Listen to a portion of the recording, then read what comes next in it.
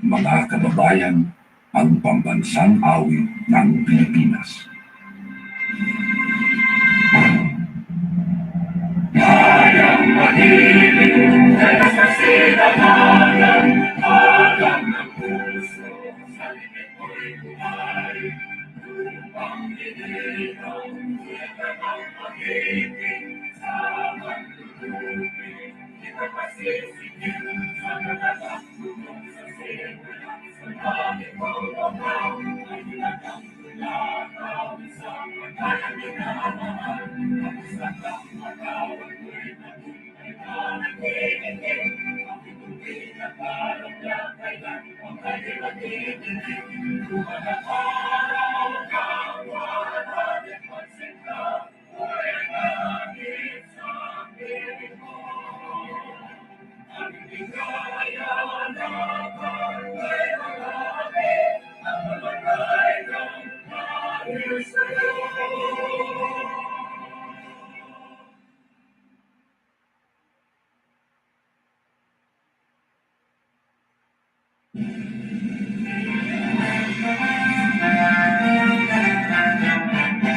Simula noon hanggang ngayon, isang dalingalo, magkaisa ang mga mundo, kaibigan ay marunong.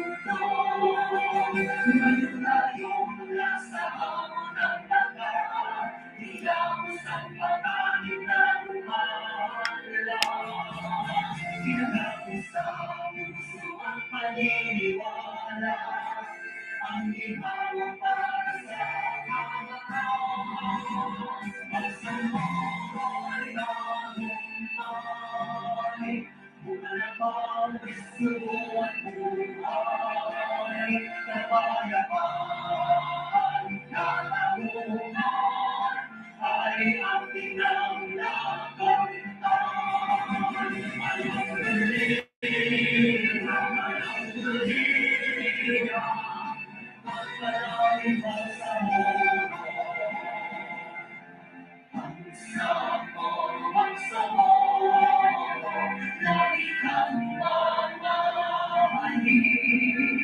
Walang pipigil sa damdamin, mga pangaka'y tutunghalin.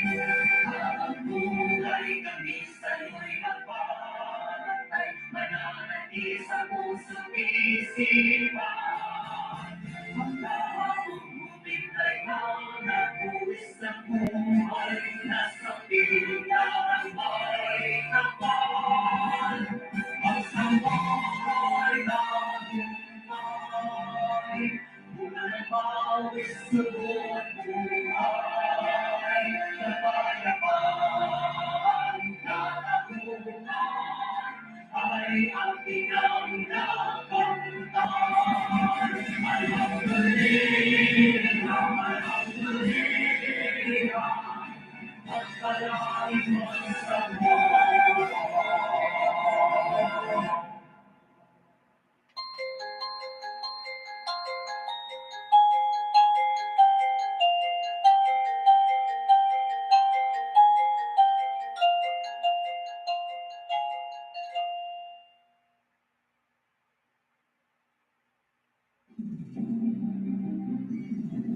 Administration bilang paligaran ay tumatalay sa may subang kasalukuyan at nakakabahan. Makapolitika, makatulungan, makakomentaryo at balita ang programa ay patas sa lahat. Walang kinikilingan, walang pinakampihan at walang pinakamigan ang programa ito. Ang programa ito ay public service sa kahanginan at trabaho lamang.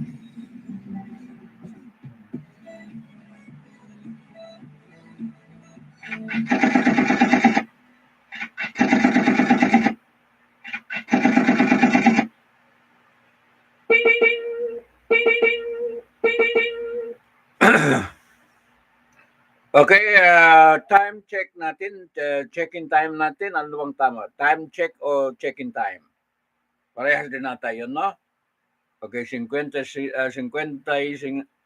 55 minutos. Okay, pasado po alas 6. Mag-alas 7 na po. Okay, ang programa natin dito, no? Okay, magandang gabi. Good morning. Ayan, assalamualaikum warahmatullahi ta'ala wabarakatuh, no? Ayan. So, ganitong tunog, ibig sabihin may patay mga suki ng mga kababayan, no? Ayan. So,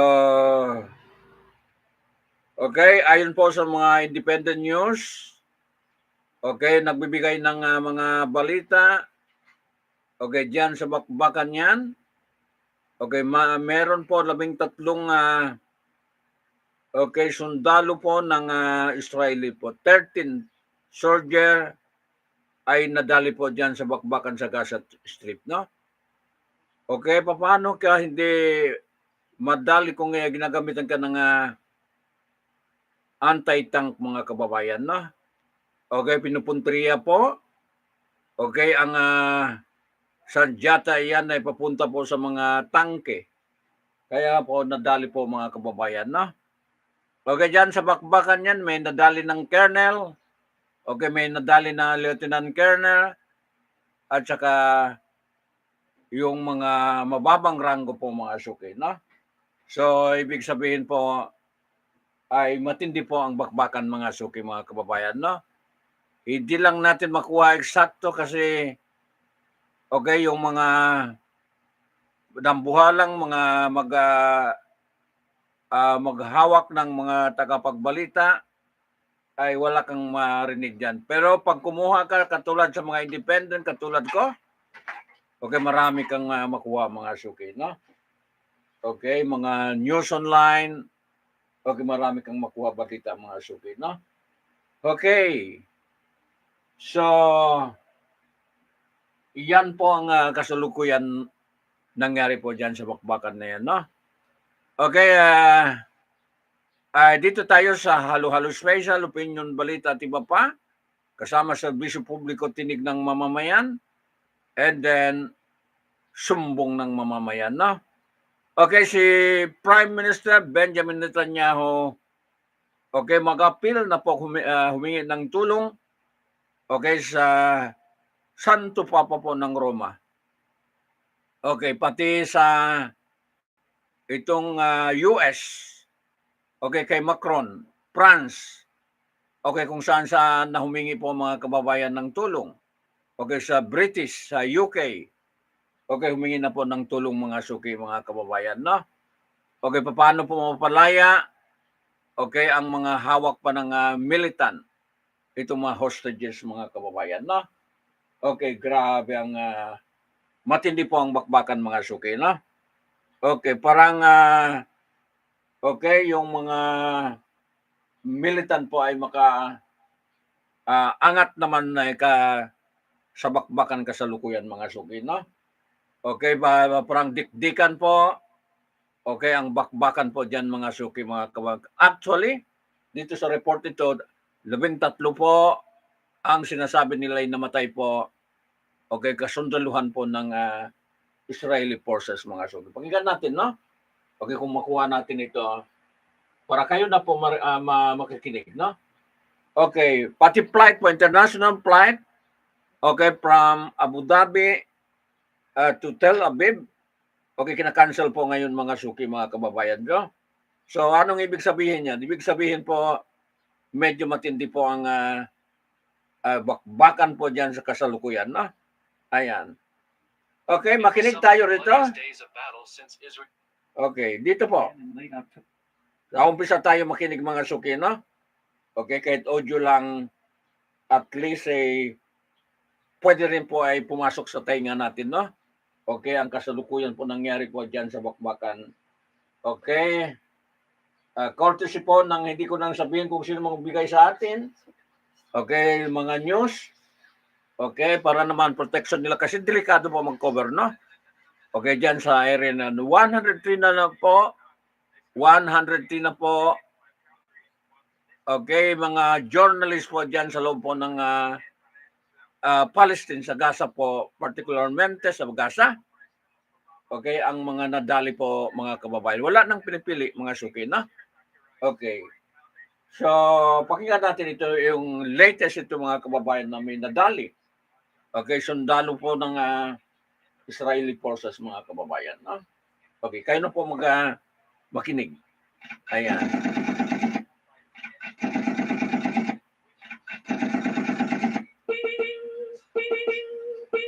Okay, galing po ito sa mga independent news. Over a dozen Israeli troops were killed over a weekend of fighting in Gaza. It was some of the bloodiest days of battle since Israel's ground offensive began in late October, and it is a sign that Hamas is still putting up a fight despite weeks of brutal war, according to the Israeli military, which announced on Sunday that more than a dozen Israeli soldiers were killed in combat in the Gaza Strip over the weekend, when Hamas-led terrorists attacked villages in southern Israel on October 7th. Murdering 1,200 people and capturing 240 hostages, the Israeli public support for the war was triggered. The growing death toll among Israeli forces is anticipated to play a significant role in the Israeli public support for the war. Parts of the Gaza Strip have been ravaged by the conflict, which has resulted in the deaths of over 20,000 Palestinians and the displacement of roughly 85% of Gaza's population of 2.3 million people. The declared objectives of the Israeli government, which include destroying Hamas's political and military capabilities and freeing the remaining 129 prisoners, continue to have unwavering support from the Israeli people. This support has remained mostly unchanged despite the increasing criticism from the international community against Israel's assault, as well as the escalating death toll and tremendous suffering among Palestinians since the conflict began. On the other hand, the increasing number of troops who have died might undercut that support. In Israel, a nation in which the majority of Jews are required to serve in the military, dealing with the deaths of soldiers is a delicate and distressing subject. In a nation with a population of around 9 million people, the names of deceased soldiers are revealed at the top of hourly newscasts. In this tiny country, practically every family is aware of a cousin, friend, or co-worker who has lost a family member in the course of serving in the military. Hamas is still putting up a fierce opposition against advancing Israeli forces, as shown by the fact that 13 Israeli soldiers were killed in engagements in central and southern Gaza on Friday and Saturday. This is despite the fact that Israel claims to have inflicted a significant blow to the terrorist organization, according to Israeli Army radio. 4 troops were killed after an anti-tank missile hit their vehicle. The incident occurred about the same time. Separate and intermittent fighting resulted in the deaths of the other prisoners. Another soldier was murdered in northern Israel by fire from the Shiite terrorist organization Hezbollah, which is based in Lebanon. Since the battle with Hamas broke out, Hezbollah has maintained low-level warfare with Israel, which has raised worries of a larger regional confrontation. An additional soldier was slain. With their fatalities, the total number of Israeli troops who have been killed since the beginning of the ground battle has reached 152. Despite the fact that Israelis have shown support for the war effort, there has been significant resentment directed against the government of Prime Minister Benjamin Netanyahu. This government... Okay, 152 na po ang nadali po mga elite ay sundalo po ng Israel mga kababayan. Malaki na 'yon. Okay, malaki po masok. Alam mo naman itong mga Hudyo, grabe po ang pagmamahal nila sa kapwa mga suki, mga kababayan. Yung kapwa nila. Okay, iba po ang kanilang brotherhood mga suki. Itong mga tribo, itong mga suki, no? Okay, grabe po. Pag kapwa nila po mga suki, grabe ang pagmamahal nila po sa 115 no po. Okay, ang nabilang, okay, ang casualty mga kabayan, no? Mga kababayan. So, yan po. May ipagpatuloy natin, no? Okay.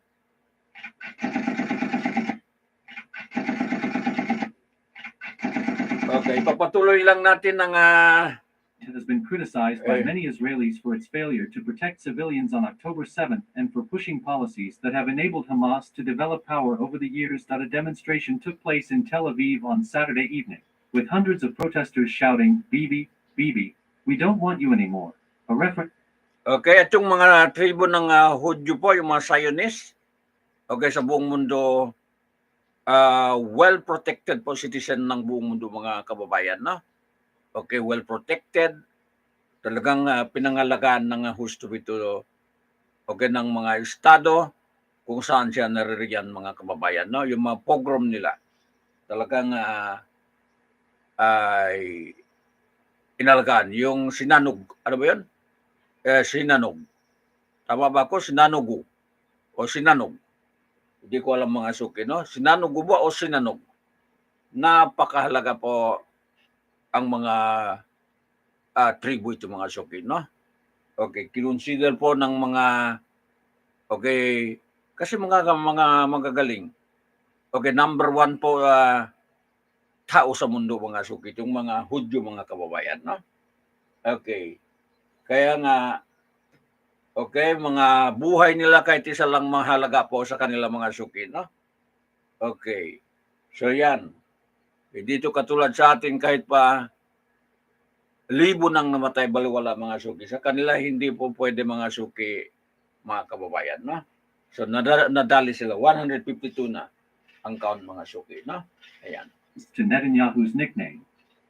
The demonstration took place in the pouring rain. As a means of avoiding taking responsibility for the military and policy mistakes that occurred in the days preceding up to October 7, Netanyahu has said that he would respond to difficult questions after the combat has been over. Rear Admiral Daniel Hagari, a spokesperson for the Israeli military, said on Saturday that forces were widening their attack in northern and southern Gaza. He also stated that soldiers were battling in complex areas in Khan Yunis, which is the second largest city in Gaza. Israel suspects that Hamas officials are hiding in Khan Yunis. The attack that Israel has been conducting has been one of the most destructive military campaigns in recent history, and it has cost an astounding number of lives among Palestinian civilians. According to the health ministry in Gaza, which is run by Hamas and does not discriminate between civilians and fighters, more than 2/3 of the 20,000 people who were murdered were women and children, while within the building of Al-Amal Hospital in Khan Yunis, which is managed by the Palestinian Red Crescent, an Israeli drone strike resulted in the shooting and death of a kid who was 13 years old. This information was released by the Palestinian Red Crescent on Sunday morning. There were no other information supplied. Over the course of Sunday morning, Palestinians reported significant Israeli shelling and shooting in the town of Jabalia, which is located to the north of Gaza City and was an area that Israel had previously claimed to control. They said that Israeli jets were flying over the region, and that the sounds of explosions and gunfire could be heard across the whole town. On the other hand, okay, diyan po ang bakbakan sa Khan Yunis at sa Jabalia mga kababayan, no? Hindi natin alam ng location yan. Okay, kailangan pumunta tayo riyan po mga kababayan, no? Jabalia at saka Khan Yunis. Yan po matinding bakbakan mga suki, no? Okay. Ayan. Sa hindi mo masigurado po ang na talagang malupig mo itong mga Hamas mga suki, no? Alam mo naman mga fighter yan. Okay, mga well-trained fighter pa mga suki. Okay, mga matatapang na mandirigma. Okay. So, yan po ang kaganapan po. Okay? Sa patas na pagbabalita natin. Sandali lang mo. Balikan natin pa yun, no? Okay. Sige.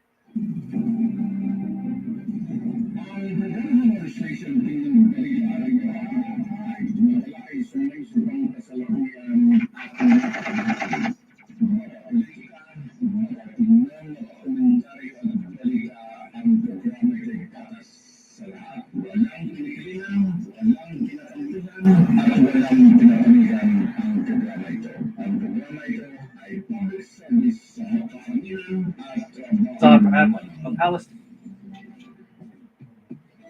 Okay. Sige. Ipapatuloy po natin ang balita ito, no?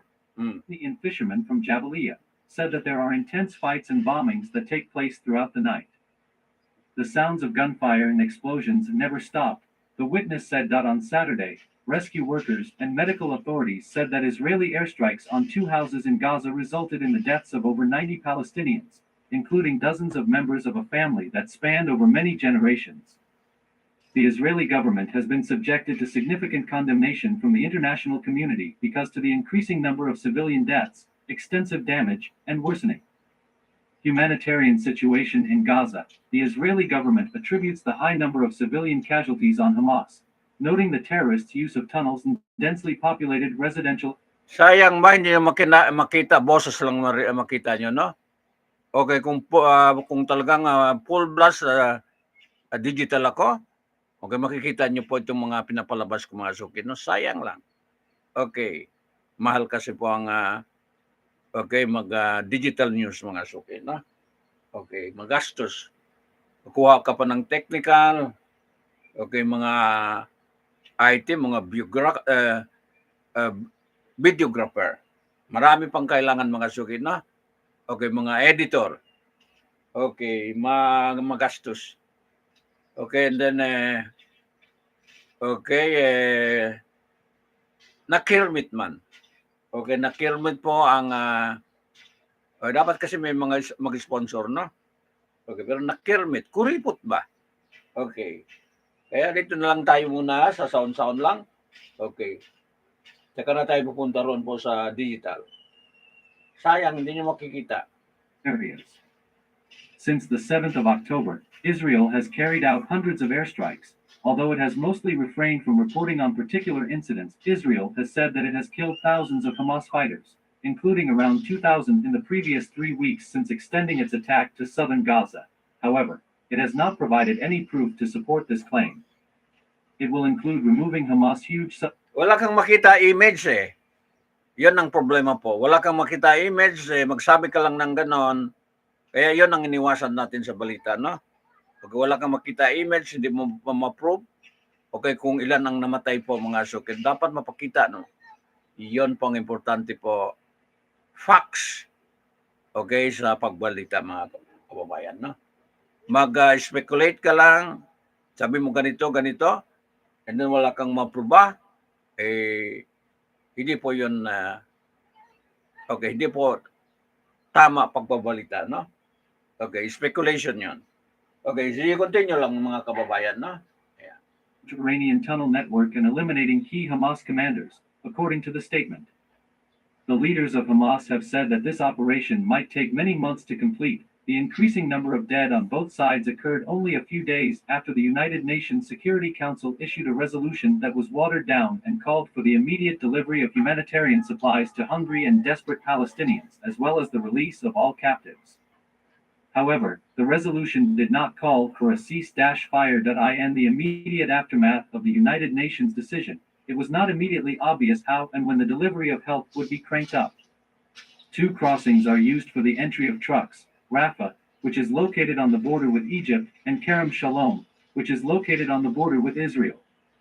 According to the United Nations, the number of trucks that arrived on Friday was far lower than the daily average of 500 that existed before to the conflict, according to Israeli authorities. Both crossings were shut down on Saturday as a result of an agreement reached between Israel, Egypt, and the United Nations that on Sunday, Filippo Grandi, the United Nations High Commissioner for Refugees, reaffirmed the requests made by other high-ranking United Nations officials for a humanitarian ceasefire in Gaza.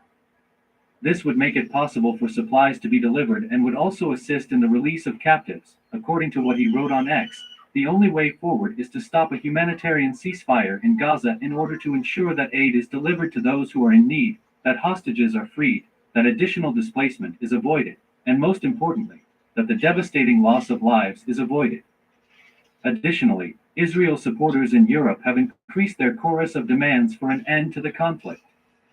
However, the United States of America, which is Israel's most important friend, seems to continue to stand strongly behind Israel, despite the fact that it has increased its demands for more protection for people in Gaza. Netanyahu and Vice President Joe Biden of the United States met on Saturday, a day after Washington defended Israel against a more stringent resolution from the United Nations. Vice President Biden has said that he did not request a ceasefire, while the office of Prime Minister Benjamin Netanyahu has stated that Netanyahu made clear that Israel would continue the war until it achieves all of its goals. Following the successful suppression of Ukraine's counteroffensive throughout the summer, Russia is now preparing its resources for a new phase of the conflict that will take place during the winter.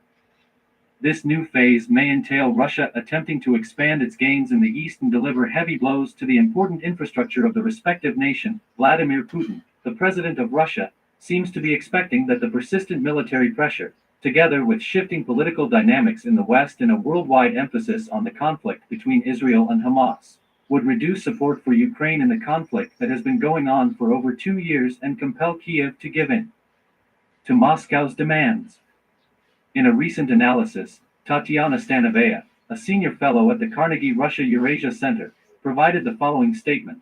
As far as the Russian leadership is concerned, the confrontation with the West has reached a turning point. The Ukrainian counteroffensive has failed, Russia is more confident than it has ever been, and the cracks in Western solidarity are spreading.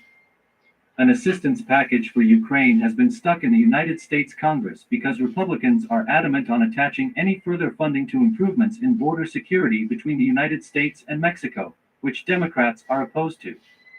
Last week, the European Union was unable to reach a consensus on a package of financial assistance worth $54 billion, which Ukraine is in critical need of.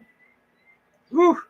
Breaking The news. West loves to use the label An indication of Hamas's This is entrenchment under is the control. fact that over a dozen We Israeli continue to troops say, were the more killed you over a borrow weekend of the fighting more you in Gaza. occupy Palestine, the more you It was some of the bloodiest Palestinian, days of battle the since stronger Israel's Hamas ground becomes, offensive the stronger began in their late enemy October, becomes. and it is a sign that Hamas I'd like is still you to watch putting up a this fight despite weeks of brutal war, according to the Israeli military, which announced on Sunday that more than a dozen Israeli soldiers were killed in combat in the Gaza Strip over the weekend, when Hamas-led terrorists attacked villages in southern Israel on October 7th, murdering 1,200 people and capturing 240 hostages. The Israeli public support for the war was triggered. The growing death toll among Israeli forces is anticipated to play a significant role in the Israeli public support for the war. Is this kid a terrorist? Parts of the Do you Gaza consider Strip him have a been terrorist? ravaged by the conflict, He was born which has under resulted in the occupation, deaths of lived over under 20,000 occupation and oppression. Palestinians and the displacement mother of roughly chooses to become 85% martyrs. of Gaza's population of Become a warrior. 2.3 million people. The The declared city has been bombed objectives of back the Israeli government, What does he have which to live include for? destroying What Hamas's purpose political does and this kid military have this life? capabilities and freeing the remaining Other than freeing his 129 people from prisoners, occupation. continue to have Freeing the unwavering Palestinians. support from the Get rid Israeli of the us people. versus them mentality for a second. This support has And remained think of this mostly as a human unchanged being. despite the increasing As a human, how criticism would from you the feel international if you community choose? against Israel's assault, How would you as well as feel the if escalating you death went through toll these and tremendous experiences suffering your among entire life? Palestinians In since the 5 years from conflict now, there'll be began. another On war the in other Gaza. hand, the The increasing Western number of media will be troops running who have off the same died label, might undercut that support. At that In time, I want you Israel, to a think nation in about which this the young boy majority of and the Jews are required to 25,000 serve in the orphans military, that this war dealing has with the freed. deaths of soldiers is a delicate and distressing subject that in a nation with a population of around 9 million people. The names of deceased soldiers are revealed at the top of hourly newscasts. In this tiny country, practically every family is aware of a cousin, friend, or coworker who has lost a family member in the course of serving in the military. Hamas is still putting up a fierce opposition against advancing Israeli forces, as shown by the fact that 13 Israeli soldiers were killed in engagements in central and southern Gaza on Friday and Saturday. Whew. This is despite the fact that Israel claims to have inflicted a significant blow to the terrorist organization, according to Israeli Army radio. 4 troops were killed after an anti-tank missile hit their vehicle. The incident occurred about the same time. Separate and intermittent fighting resulted in the deaths of the other prisoners. Another soldier was murdered in northern Israel by fire from the Shiite terrorist organization Hezbollah, which is based in Lebanon. Since the battle with Hamas broke out, Hezbollah has maintained low-level warfare with Israel, which has raised worries of a larger regional confrontation. An additional soldier was slain, with their fatalities. The total number of Israeli troops who have been killed since the beginning of the ground battle has reached 152. Despite the fact that Israelis have shown support for the war effort, there has been significant resentment directed against the government of Prime Minister Benjamin Netanyahu. This government has been criticized by many Israelis for its failure to protect civilians on October 7th and for pushing policies that have enabled Hamas to develop power over the years. A demonstration. Okay, tama na po mga suki. Mag-break muna tayo. Yan po ang kaganapan po ng okay, dito po sa bakbakan ito, no? Okay, maswerte kayo makarinig. Okay, dahil sa pamamagitan po ng programa natin, no? Okay.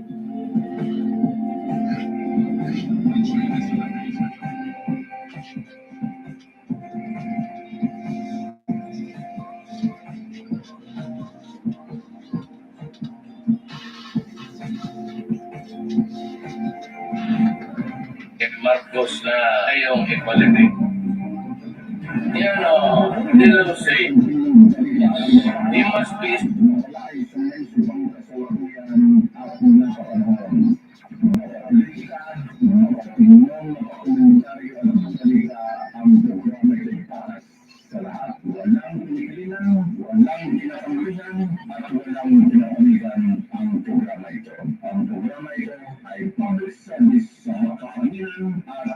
lamang.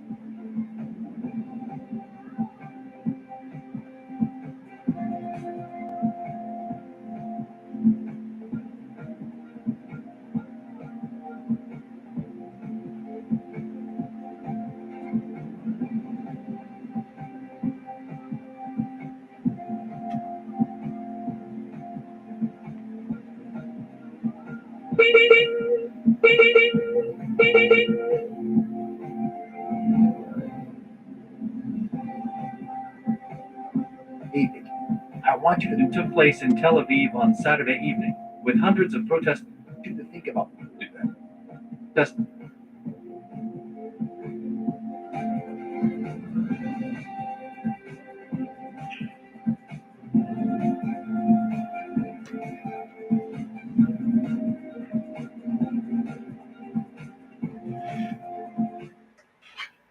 Okay, katulad ng sinabi ko kanina, ang cut mo na po, temporary suspended po ang flight from Abu Dhabi, vice versa po to Tel Aviv, no? Okay, dahil po sa bakbakan yan sa gera mga suki. No? Pansamantala, itinigil muna. Okay, ang meron na public pronouncement ang government po ng Abu Dhabi mga suki, no?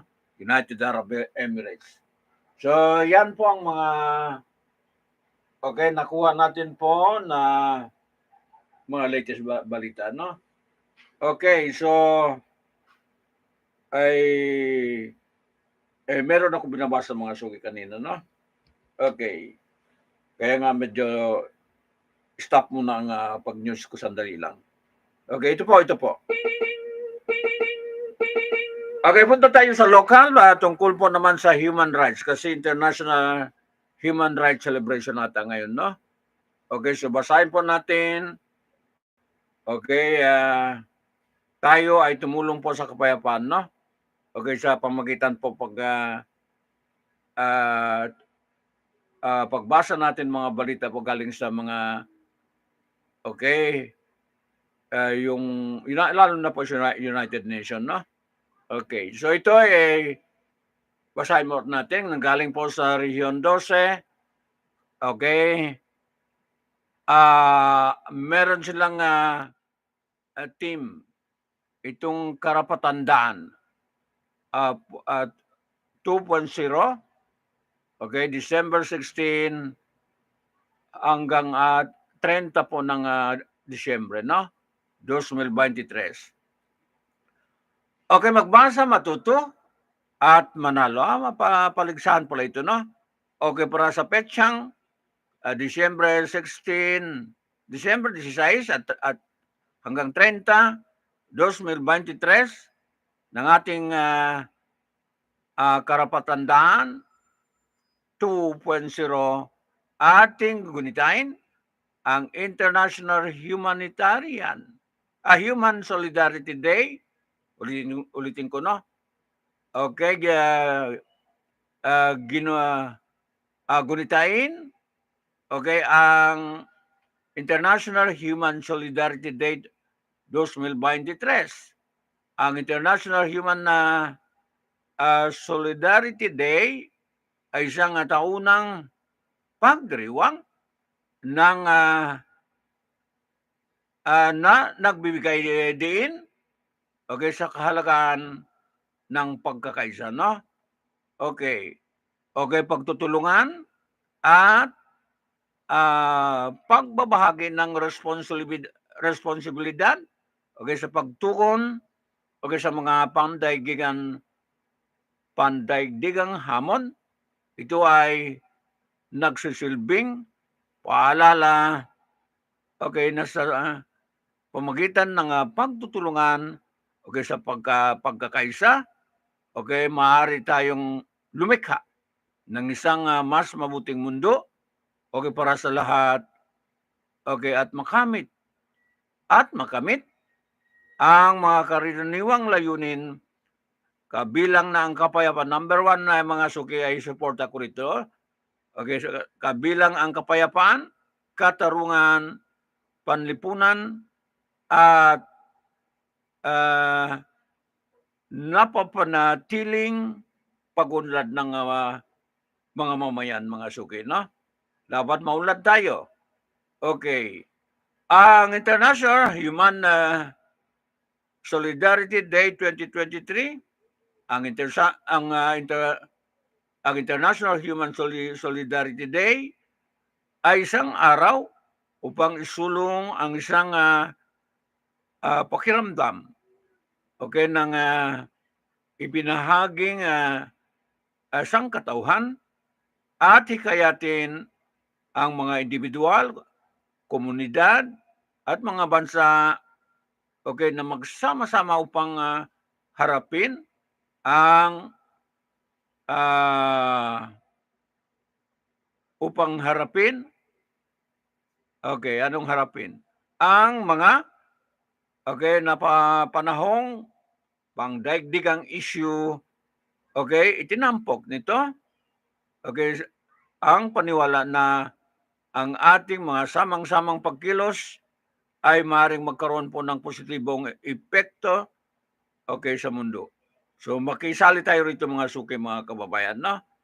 Kailan ang International Human Solidarity Day okay 2023 ang International Human Solidarity Day ay ipinagdiriwang tuwing ika-20 ng Disyembre bawat taon. Ito ay isang araw upang pagnilayan ang kahalagaan ng pagkakaisa okay at gumawa ng mga konkretong aksyon upang suportahan ang mga nangangailangan at magambag ng isang mas pantay sa buntong mga kababayan, no? Pantay-pantay tayo lahat mga suki, no? Ayan. Okay, tandaan, ang International Human Solidarity Day ay isang araw upang isulong ang isang sense of shared humanity at hikayatin ang mga individual, komunidad at mga bansa na magsama-sama upang harapin ang napapanahong pandaigdigan issue.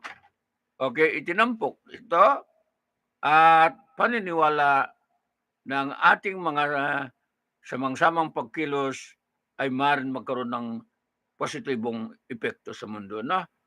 Ayan. Okay, magkano ang regalo? Ang pabuya? O ano bang tawag yan? Award. Okay, upang manalo ng 300 cellphone load, ay i-comment na ang inyong maikli sarili at original na sagot, ang inyong mga pangalan, edad, at kasarian o gender. Huwag kalimutan i-like at follow ang aming FB page at i-share ang post na ito upang mag-qualified. Okay, contest period, mga mechanic ito, no, is from December 16 to 30, 2023. Winner will be chosen through random name picker. App announcement, okay, of 5 winner will be December 31, 2023, no? Okay, random name picker up. Okay, so makisali na po mga kababayan, na? Okay, makisali na. Okay, na-share ko na rin natin sa page ko ito mga kababayan, no? Okay, CSR 12, Region 2 sa mga kababayan, na?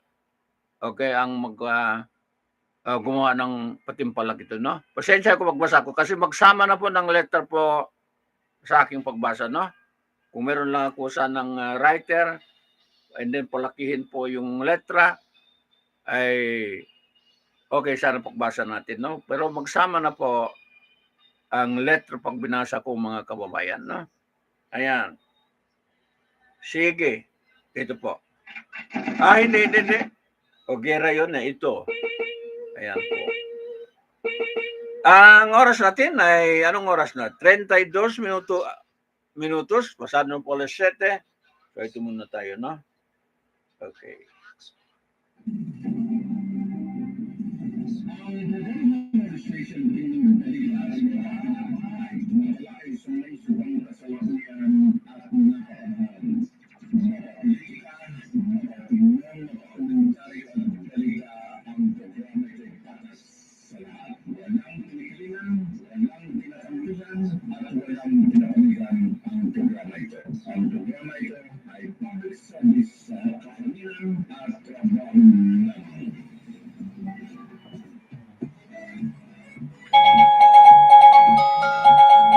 Breaking news today.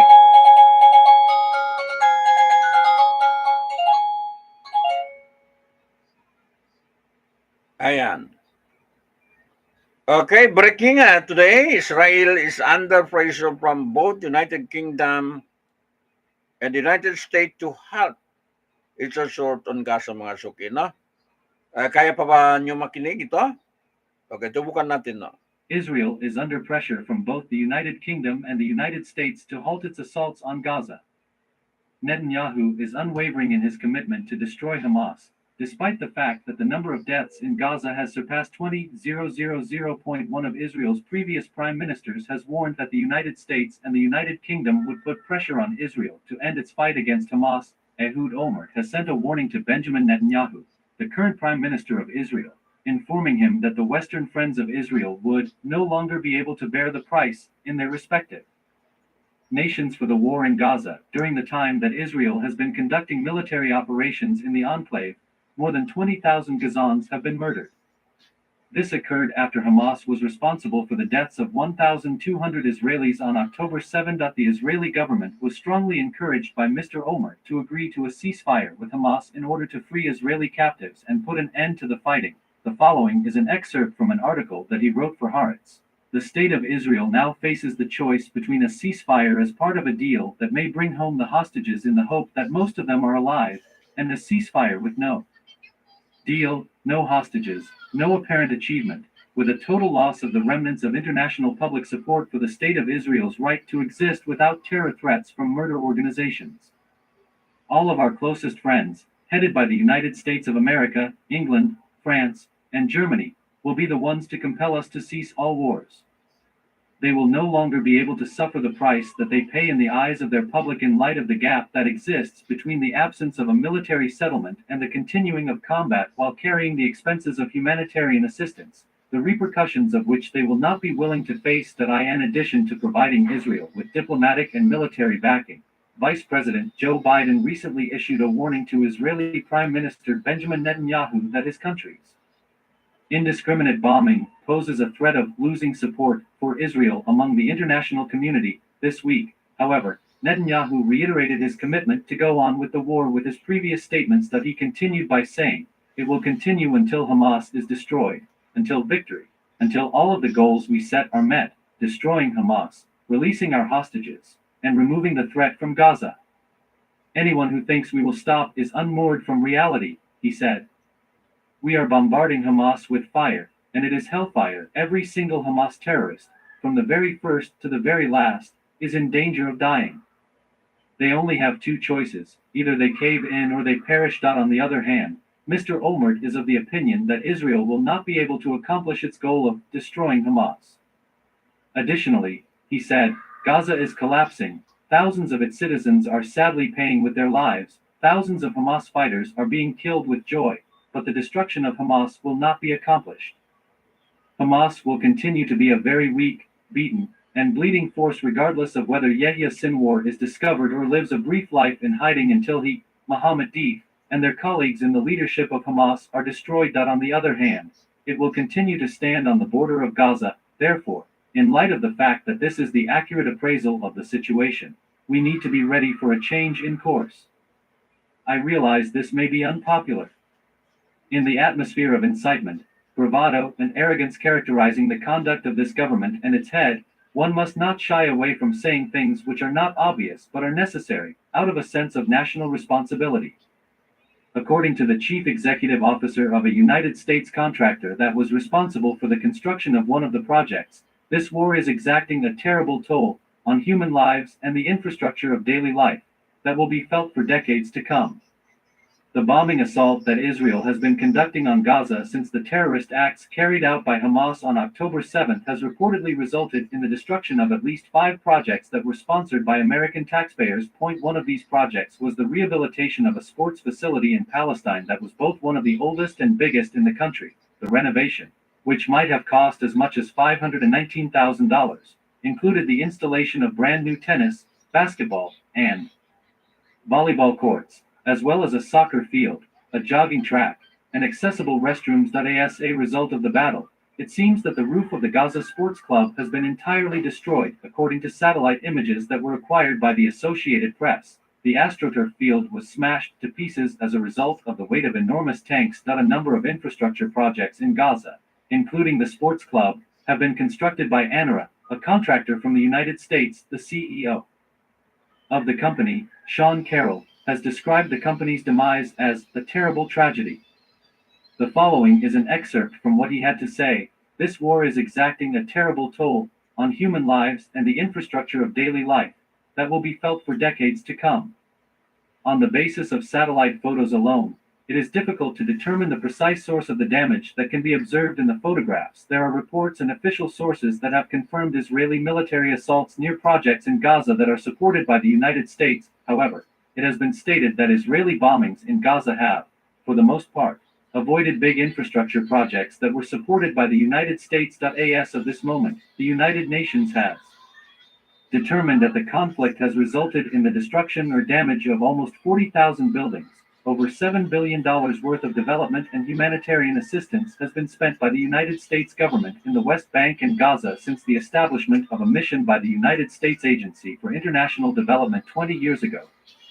Among them is the sum of $270 million that has been allocated since President Joe Biden lifted a moratorium on additional financing during the administration of Donald Trump. In addition, the United States has provided Israel's military with more than $3 billion annually. Also, the government of Vice President Joe Biden has committed to provide Israel at least $14 billion in the year 2023. Over 37,000 buildings have been demolished or damaged as a result of the conflict, according to the United Nations Organization for the duration of the conflict with Israel. The Gaza Health Ministry, which is run by Hamas, has reported that more than 20,000 Palestinians have been killed. That it is estimated that over 53,320 Palestinians have been injured as a result of the violence, with women and children accounting for almost two-thirds of those who have been killed in the conflict. Around 1% of the Gaza Strip's population before the conflict has been killed in the Gaza Strip.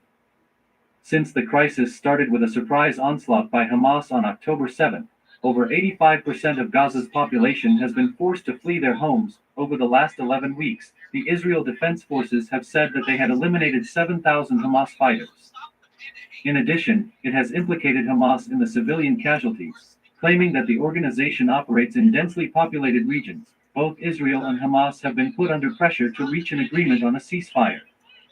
In a prior announcement, Hamas confirmed that it would not release any further Israeli captives until the conflict was resolved. According to the Palestinian official news agency Wafa, Israeli bombardment has resulted in the deaths of Palestinians in the cities of Khan Yunis, Burej, Johor ad-Dik, and Nuzirat throughout the course of the night, according to Israeli media agencies. Israeli Prime Minister Benjamin Netanyahu has said that the conflict will not end and that he is prepared to urge Palestinians living in Gaza to leave the territory without more resistance. Hamas has given their disapproval to the statement in order to fulfill what it calls humanitarian purposes. The Israeli army has declared that it would temporarily suspend military operations in two neighborhoods located in Deir el-Balah, which is located in the central region of Gaza, according to a statement released by the Commission of Detainees Affairs and the Palestinian Society Prisoners Club. Israeli troops have conducted nocturnal raids across the occupied West Bank, resulting in the detention of at least 55 individuals in their custody, according to the prisoner rights organizations. The raids were carried out in several locations throughout the occupied West Bank, including Nablus, Tubas, and Tulkarem. A total of 4,785 people have been taken into custody by Israeli authorities since October 7. According to the statement in order to facilitate Intel Corporation's proposed $25 billion chip facility in southern Israel, the Israeli government has agreed to provide the company with a grant of $3.20 billion. In June, Netanyahu praised Intel's intention to construct a facility, calling it unprecedented. He went on to say that this is the largest investment ever made in the state of Israel. Intel first entered the Israeli market in 1974, and since then, the company has established 3 research and development centers in various locations, in addition to a production unit in Kiryat Gat. Earlier, we reported that an Israeli raid on the Al-Fawr refugee camp in the occupied West Bank resulted in the death of a young person. According to the most recent information provided by the Ministry of Health of Palestine, Israeli troops have already claimed the life of a second individual. The Palestinian guy was named as Ibrahim Majid Abdul Majid al-Titi, who is 31 years old, according to the ministry reports.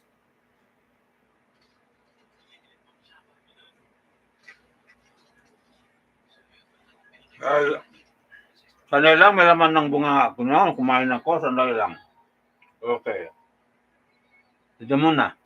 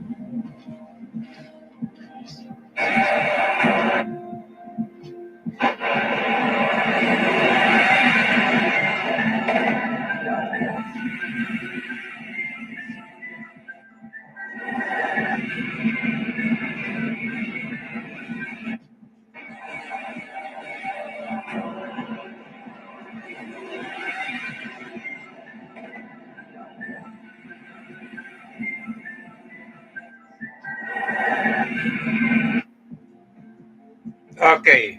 Nakakatakot po mga simulation na pinapalabas mga suki, no? Sana hindi ito magkakato mga Okay, mga kapatid natin, no? Okay. Huwag po magkakataon mga simulation. Okay, pinapakita po ng okay sa news. Okay, kung mangyayari yan, naku, paano na tayo mga suki, mga kababayan, no? Okay, sandali lang, ito po.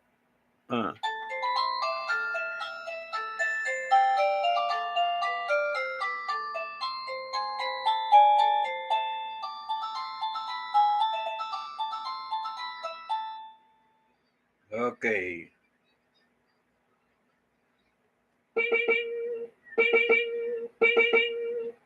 Okay, mga advanced technology na po ginagamit sa panggera ngayon mga suki, no? Hala. Okay, sige lang. Breaking news. Ang gobyerno administration bilang ay tumatalay sa may subang kasalukuyan at napakahal. Politika, makatunong makakomentaryo at magkalita ang programa ay patas sa lahat. Walang pinigilan, walang pinakampihan, at walang pinapanigan ang programa ito. Ang programa ito ay public service sa karamihan at trabaho lamang.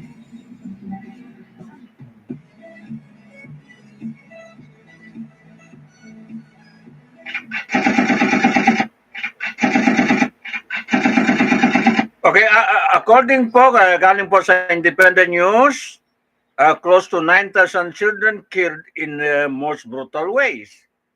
This is an annihilation. This is a genocide. Okay, the world is watching. Churches are watching, mga kababayan, no?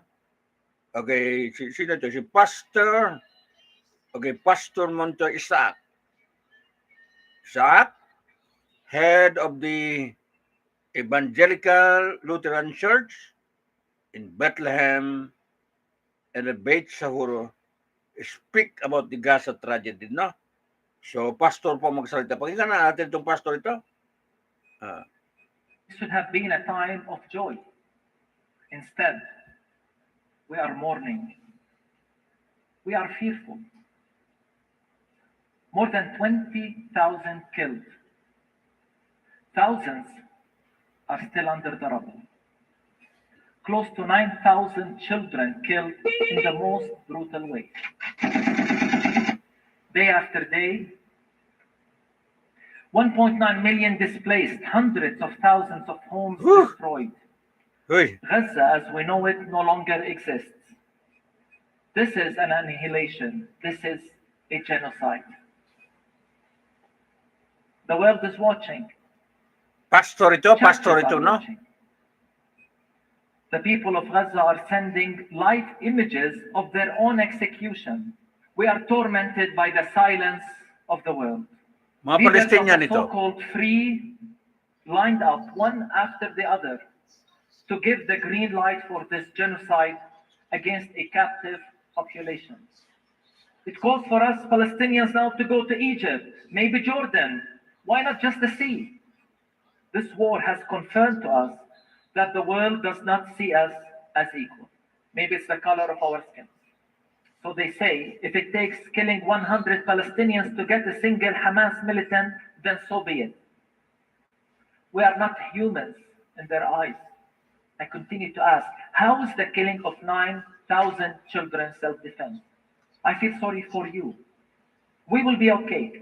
Despite the immense blow we have endured, we, the Palestinians, will recover. We will rise. We will stand up again from the midst of destruction, as we have always done as Palestinians. But for those who are complicit, I feel sorry for you. Will you ever recover from this? And let me say it, we will not accept your apology after the genocide and ask, where was I when Gaza was going through a genocide?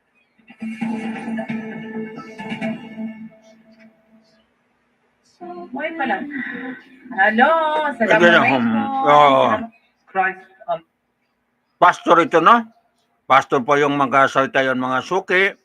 Ulitin ko yung pangalan ng pastor ito. Okay, Pastor Monter Isaac, no? Head of the Evangelical Lutheran Church in Bethlehem and Beit Sahur. Ayan po mga suki, no? Okay. Okay mga kababayan, no?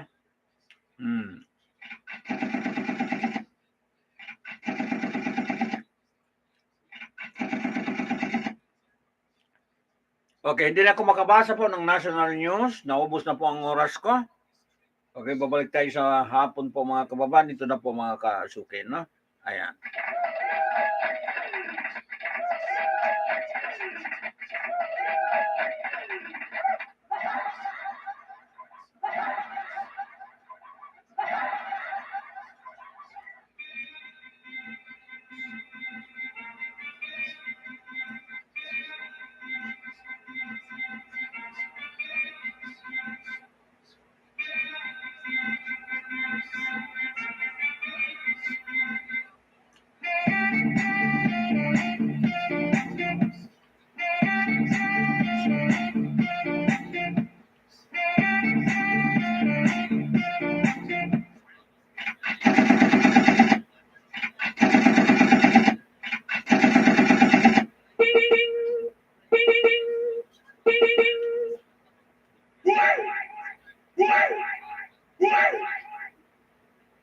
Awesome!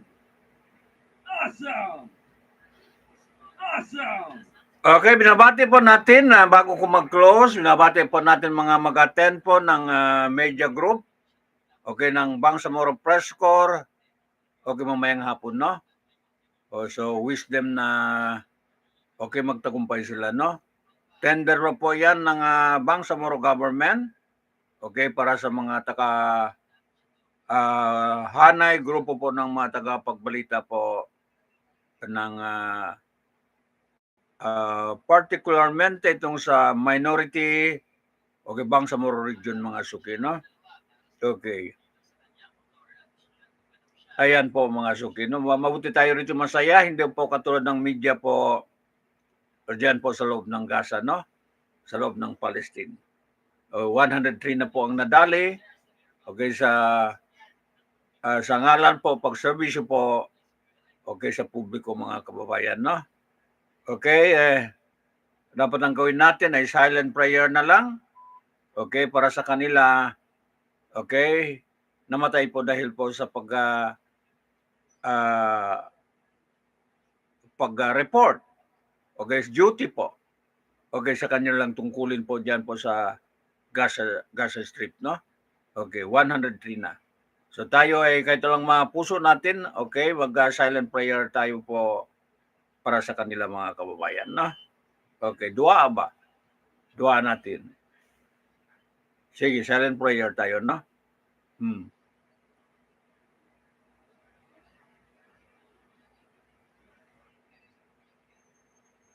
Sa puso natin.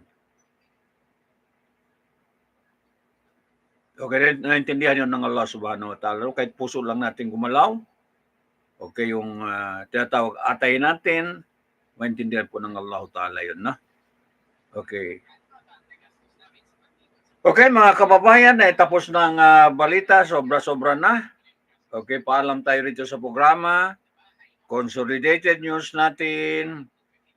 Okay, galing po sa mga independent na kapagbalita para lang makakuha tayo ng information, no?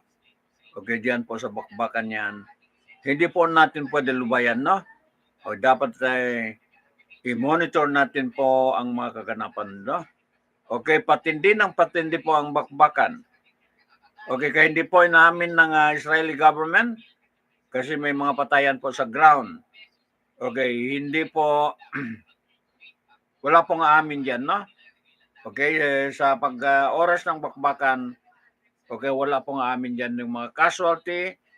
Okay, kung maaari lang itatago mga suki, mga kababayan, no? Ayan.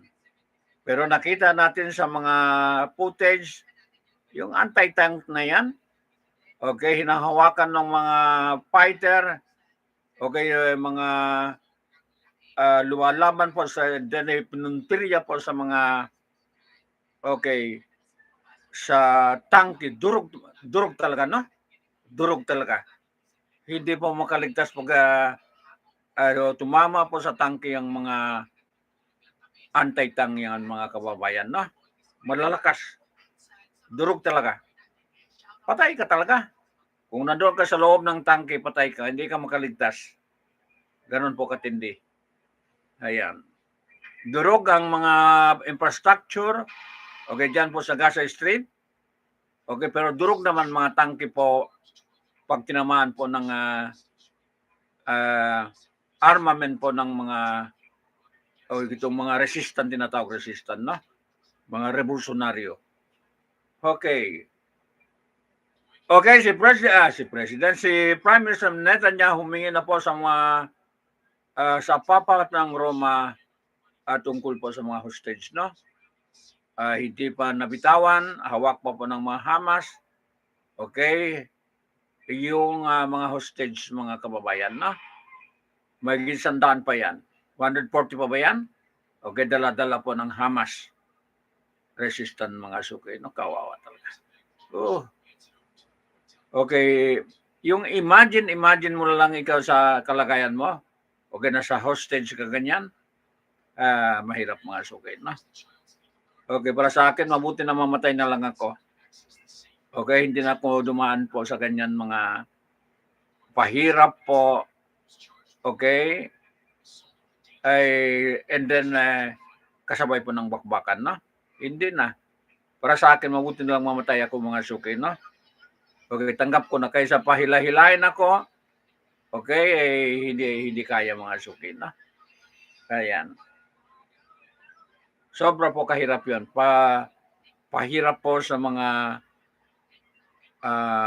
yung mga na-hosted dyan mga suki, no? Ganun din. Mahirap din po yung mga tinamaan po ng malalakas na bomba po dyan sa Gaza Strip. Okay? Both in North and South. Ganun din po kahirap, no? Okay? Mga namamatay, bata, inosente, matanda, lalaki, babae po ay talagang kawawa mga suki, no? Okay? Paalam tayo, no? Ayan. Okay, dito po sa Consolidated News, ADLSNTV, News Online Corporation, at saka itong dalawa ito kasi magdala ng balita ito, no? Okay, itong Mind of Global Food Lines.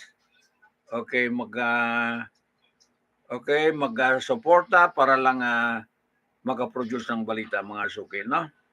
Okay. Salamat din po yung mga magmamahal sa atin, magtiwala po. Okay, yung mga counterpart natin po ay tinatawag ko News Online, no? Kaya nga makarinig kayo ng mga boses, kahit boses lang. Okay, na nangyayari po dyan sa gera na yan. Okay. Okay, magmula po sa Halo-Halo Special Opinion Balita at iba pa, kasama po sa Serbisyo Publiko Tinig ng Mamamayan, and then sumbungan po ng mamamayan ang ating impilan. Wala tayong masamang tinapay po sa kapwa. Okay, sa atin lang, wala naman tayo gain dito. Okay, public service po lang sa kapayapaan ng daigdig, no? Wala naman tayo, hindi naman tayo magpanig po sa Israel. Hindi naman tayo magpanig po sa Hamas. Okay, tayo ay tagabigay lang ng information, no? Okay, hindi naman tayo magpanig kung kanino. Ayan. Ang atin lang ay may deliver mo to natin ang balita, no? Para sa kalaman po ng mamamayan. Yung mga taga-sunod sa atin, no? Okay, bye-bye na. Babalik tayo mamayang hapon. This has been Abs naman lamang po mga kababayan, na. Ayan.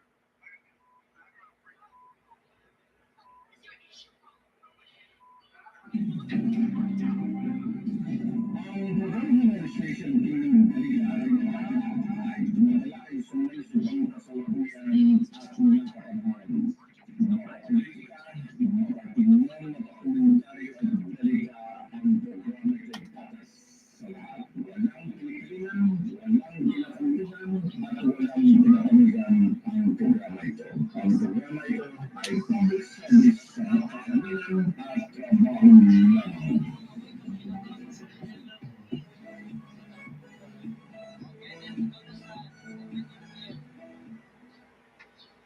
Okay. Hindi kasi makikinig po ang leader ng leader po ng Israel, mga suki. No? Kung makikinig lang ay matagal na naayos yan. Pero hindi talaga. Na ang consequence ay babalik sa kanila, mga kababayan, no? Okay. Diba may kasabihan, pag meron kang ginawa ay masama, kaya kung anong gawin, babalik sa ulo mo ang ginawa mo, mga suki, no? Sakit ulo. Ayan. So, sakit ulo po. Pag meron kang ginawa na makadehado ka sa kapwa, balik din sa utak mo, mga suki, no? Okay, yung mga trabaho, mga magsindikato yan, okay, babalik po sa iyo ang curse po ng Allah subhanahu wa ta'ala, no? Yung kalma ba? Babalik din pag meron ka ginawa masama po sa kapwa mo, no? Talaga, totoo yan.